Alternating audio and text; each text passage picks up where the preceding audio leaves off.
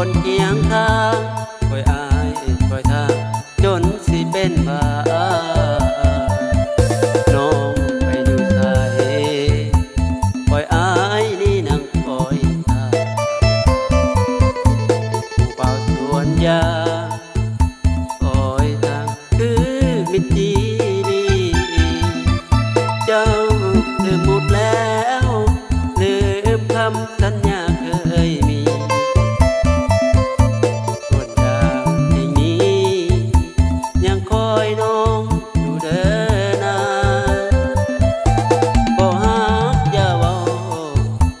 ให้อายนี่ตั้งตาคอยนั่งท่าเงาง้อยนั่งคอยพอเห็นเจ้า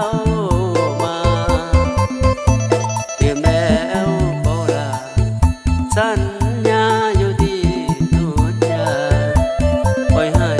ไอ้นี่ฝันค้างให้หนุ่มต้นยางยังคอยอยู่เด้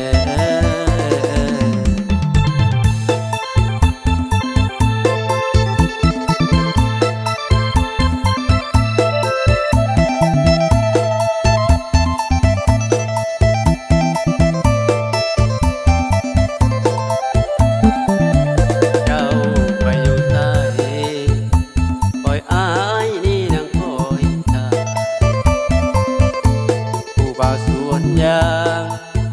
คอยทางคือวิธีดีเจ้า